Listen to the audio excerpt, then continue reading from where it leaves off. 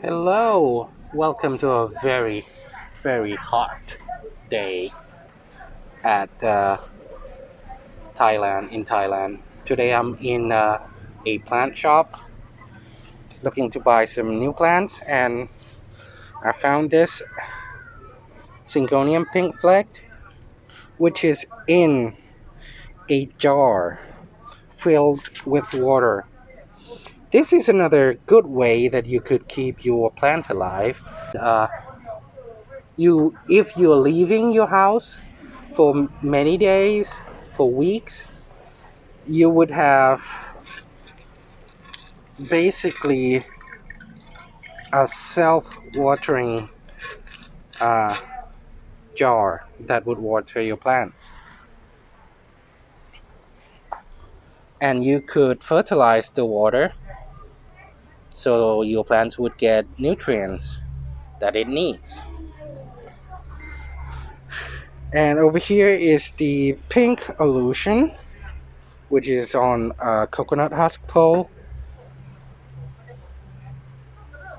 Now this is the way you would do if you want your Syngonium to change shape, to change form to its mature form. But it needs to be a bit taller, not a bit, a lot taller. And this over here is another type of pole. Personally, I have never had this at my house. I don't really like this type because if you want to propagate it, you would have to damage the roots pretty badly, because it's a net, a plastic net. You make it into a tubular shape and then filled it with chopped coconut husk, and then the root would insert itself to find some moisture from the coconut husk. But when you feel like you want to propagate, like it's time to propagate them, you want to cut and propagate them, it's going to be hard since the root has stick itself into the coconut husk, and there's nothing you can do except cut part of the roots.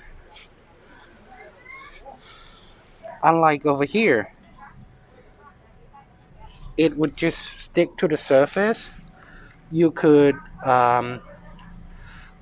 easily, not so easy, but you could peel the root off without a lot of damage or cutting it. So there's two types of poles that you can use for your Syngonium or any vining plant. Okay, now that's it for today. Thank you so much for watching. Like and subscribe if you enjoy the video. My wife would appreciate it a lot. Thank you.